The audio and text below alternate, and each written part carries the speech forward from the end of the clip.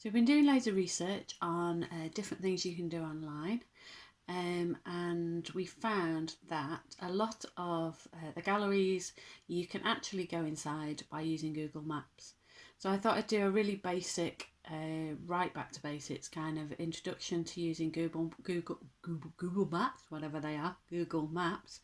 So this is for people who are more or less completely new to computers, maybe. So the first thing is kind of moving around your computer is sometimes quite tricky, and I think when we've been doing it for years we kind of sometimes forget, So I'm going to be using the mouse today. So the mouse has sort of, it can move around, it's got a little sensor on the bottom, so it allows you to move around your page. So if I move around, you'll see the little arrow moving hopefully on the page, and once it's near something you can click on, it will normally change colour or underline. So all these things are called links, so they're things that you can click on within your page. You might well be using like a little pad like I've got on my laptop here, which allows things to move around, or you might be using kind of a pad, an iPad or similar, so you're using your finger to move around with. So whichever one you're using, just remember that it's frustrating to learn to use them to start off with. So don't, feel mad at yourself. Weird little glitches happen all the time and things, whether it's using a mouse or the pad or using your finger. So just persevere really, and then it sort of becomes second nature really after a little while. So the other thing I just want to tell you is this is called the address bar, and you'll find in it the address of the website that you want to look at. So here we've got www.bing.com, which is just the search engine that I happen to use, and then it's got all these long letters which are unique to every single page. So sometimes someone might send you a link and you can click on it and it's got all this gobbledygook behind. Don't really need to pay an awful lot of attention to that. Normally you're never going to remember that. So what we need to do is we need to click on our address bar on that big long address that's there. Might be a little address that you've got in yours, and it will highlight, and we can, there's on your mouse there's a little thing like a right click, so you can right click on that and you get lots of things on a menu sort of pop up. So in this place we've got cut, so we can get rid of that, and we can put in just any old kind of words that we think are going to be useful. So we want to find Google and we want to find Google Maps, so we're going to put in Google and Maps and press enter or left click on your mouse, and it'll take you to this page where there's Google Maps are here.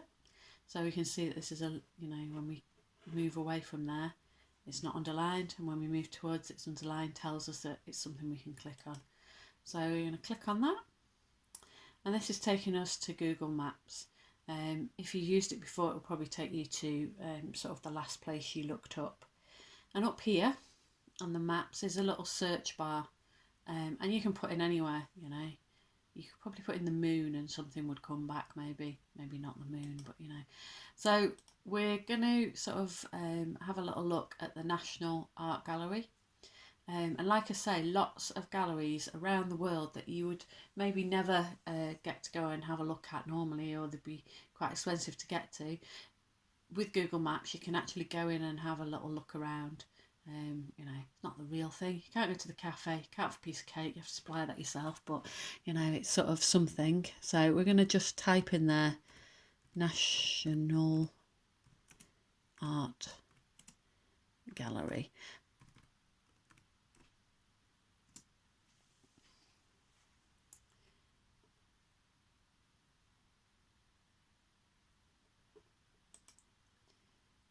For some reason it's taken us to the Williamson Art Gallery, so we'll put in London, we'll type in London.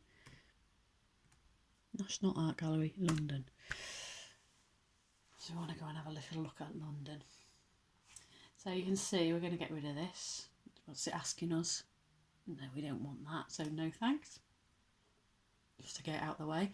And you can see here you've got the National Gallery, you've got the National Portrait Gallery, and you've got a little guy down here, it's going to be useful in a minute, and we've got a plus and a minus here. So we're going to press plus, which will allow us to zoom in to where we want to go to.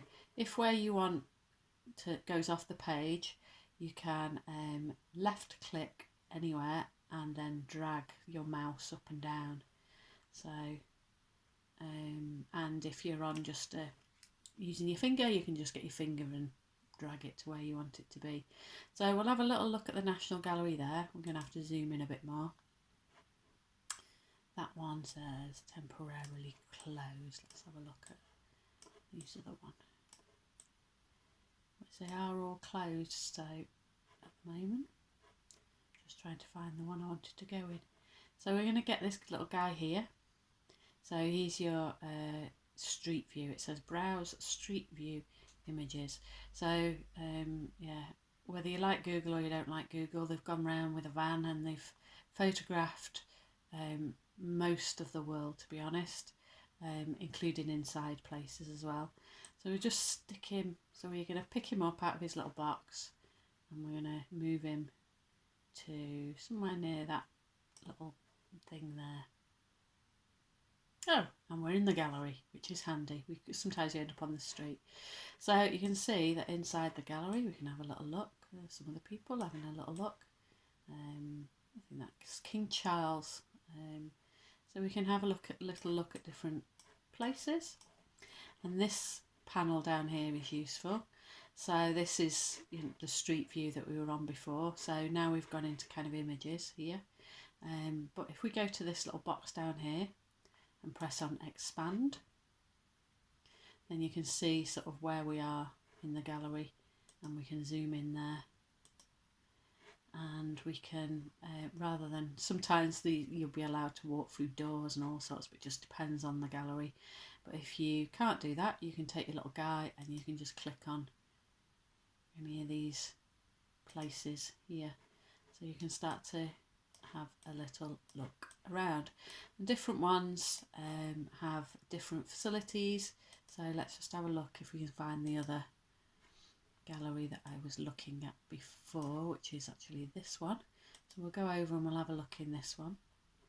So you can see that that was the National Portrait Gallery, and this is actually the National Gallery, this kind of big building here. And you can see that on this one, on the wall, it's actually got little dots. If you click on one of those, it will tell you about the painting. So you can get a bigger view of the painting, you can find out all sorts of facts about it.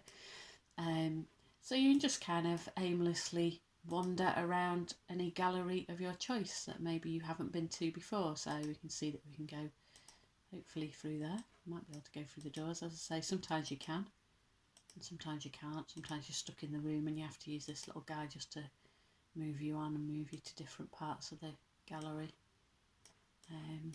So some we haven't got the dots on, but it's probably just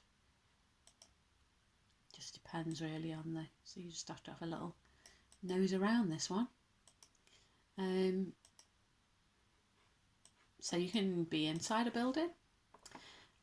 Yep, so we're back to having dots on, and it tells you what the painting is. So you can go inside all these buildings, or if you fancy a breath of fresh air, you can step outside into Trafalgar Square. You can go and have a little look at the statues around there as well. See what's going on in Trafalgar Square. This is obviously pre-lockdown, lots of people rushing about. And then if you decide, right, I've had enough of that gallery, you can do is just type in another one in the box up here. So should we go to the Tate Liverpool and see what they've got to offer?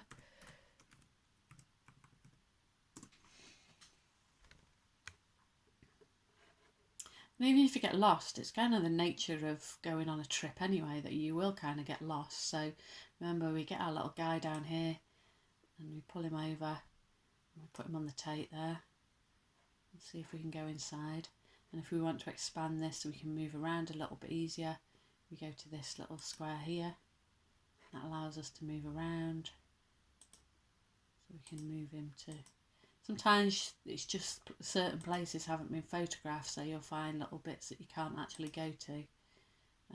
Let's zoom in a little bit, because I wonder whether we can go inside the Tate. Oh yeah, we're in. We're in the water, so we're not in the day. So you can go and have a little look around. Some galleries you can go in and some you can't. Not quite sure why it won't let us in the Tate. It's probably just not been photographed. So yeah, just worth having a look. I think the National is probably one of the best ones that we found that you can go in and have a look inside so far. But yeah, choose out any gallery, you know, the Williamson Gallery in Birkenhead or the MoMA Museum of Modern Art in New York. Go on a little trip around. I mean, we've used Street View so much, looking at different places that we're going to go on holiday or that we're thinking about living in, that when you actually get there, it's kind of really curious because you feel like you've sort of been there because you've walked the paths. You know, you can walk all around sort of these places and, you know, move about. She says not being able to move around, sort of stuck in some kind of weird. Yeah, it's a bit, you know, go and have a look at the sea. It's a bit mesmerising. Oh, nice day there, isn't it? You know, I don't know whether it's just me, but I find, you know, there's not the smell of the sea air, there's not the birds, there's not the hot dogs and the ice creams and all those things, but actually it sort of gives you a little bit of something that you feel like you've had a sort of mini weird day out. So yeah, give it a go and let us know how you get on.